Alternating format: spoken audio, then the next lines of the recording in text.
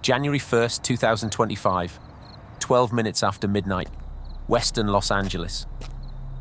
Inside homes across Pacific Palisades, people were still exchanging New Year's greetings. Glasses stood on kitchen tables, celebrations were winding down, and above the dark ridge near the Skull Rock Trail, a faint orange glow appeared. The fire was spotted quickly. Crews moved into the hills, stopped the flames from spreading, and spent hours checking the soil and surrounding brush. By morning, the area looked calm again. No walls of fire, no fleeing residents, no screaming sirens, only a blackened patch of hillside that appeared to have been completely extinguished. But federal investigators would later conclude that the fire may have survived underground, smoldering among roots and dense vegetation, where it could not be seen from the road. A specific individual was later charged with deliberately starting the fire, although no final conviction had been reached at the time this documentary was prepared. Residents knew nothing about the investigation. They had no reason to suspect that beneath the quiet hillside, a countdown may already have begun. On January 6th, meteorologists began using language they rarely use unless the danger is extreme. A powerful Santa Ana wind event was approaching Southern California. Cold, dense air was expected to descend from the inland plateaus, force its way through mountain passes, and accelerate toward the Pacific Ocean. In some locations, gusts could approach 90 miles per hour, but the wind was only half of the threat. Southern California had entered January after a long period with almost no significant rainfall. Shrubs, grass, fallen branches, wooden fences, and entire hillsides had dried into fuel. Winter existed only on the calendar. Across the mountains, the vegetation was ready to burn, as if it were the final week of a brutal summer. Forecasters issued warnings. Fire departments increased staffing. Residents received emergency alerts on their phones. Yet ordinary life continued. People went jogging. Coffee shops opened. Parents drove children to school. The danger still had no visible shape. It was only wind moving outside the windows. But the forecast models showed that by evening, that wind could become almost impossible to control. On January 7th, at approximately 10:30 in the morning, smoke rose once again above the mountains of Pacific Palisades. At first, it appeared to be nothing more than a single grey streak against a bright blue sky. Then the wind tore it apart, forced it toward the ground, and carried it directly toward the homes below. The fire began jumping across canyons, roads, and defensive clearings. Burning embers flew far ahead of the main front, landing on rooftops, in backyards, and inside dry tree canopies. Within minutes, the fire stopped being a single point on a hillside. It became a moving system capable of creating new fires ahead of itself. Residents rushed toward evacuation routes, but the narrow streets quickly filled with vehicles. Smoke descended, visibility disappeared, and behind them came a deep, continuous roar. Some drivers abandoned their cars in the road and escaped on foot. Bulldozers had to push empty vehicles toward the shoulder so fire engines could get through. And this was the moment when the true problem became clear. In many neighborhoods, the evacuation had not begun before the fire arrived. It had begun at the exact same time. By evening, the fire had entered residential neighborhoods. Now it was no longer burning only brush and trees. One house after another became a new source of heat, embers and toxic smoke. Wind rushed through broken windows, fed the flames inside bedrooms and living rooms, and hurled burning debris toward the next street. Palm trees ignited from the top. Cars melted beside the sidewalks.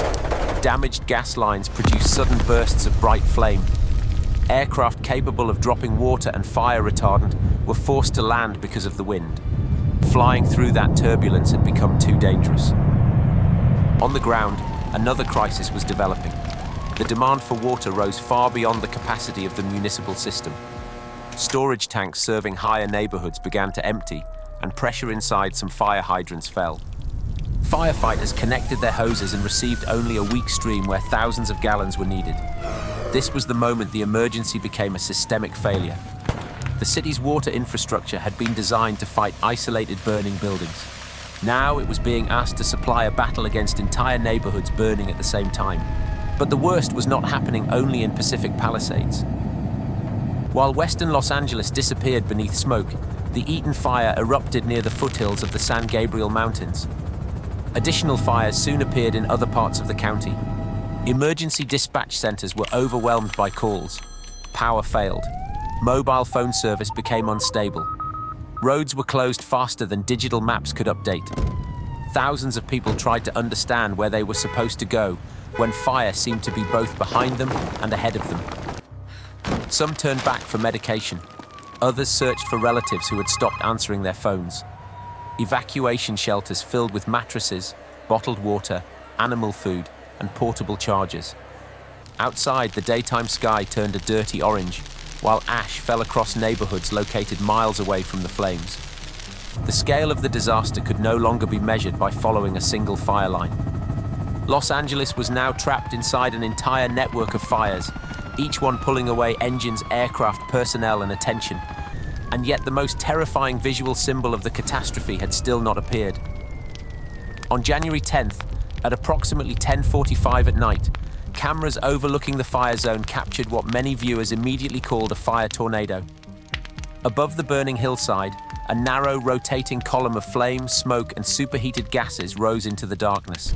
It twisted violently, pulling thousands of glowing embers into the air and, for several moments, transforming chaotic flames into an almost perfect spiral. But scientific accuracy matters here. The entire wildfire had not transformed into a conventional meteorological tornado. A fire whirl had formed inside it. Powerful rising heat pulled air upward, while interacting winds gave that rising column rotation.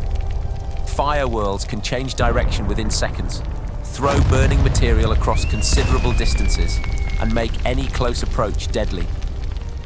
More than 9 days had passed since the first nighttime fire appeared on the ridge. Now, above that same region, a rotating tower of flame could be seen from miles away. It was not the main cause of the destruction, and it was not a separate, enormous tornado. But it became terrifying proof that the wildfire had begun creating its own weather. Inside this catastrophe, there were still people. Firefighters worked shifts that no longer felt like shifts. They moved from house to house, protected escape routes, and pulled residents from neighborhoods where evacuation had already come dangerously late. Neighbors knocked on the doors of elderly residents, carried oxygen tanks, and placed strangers' animals inside their own vehicles.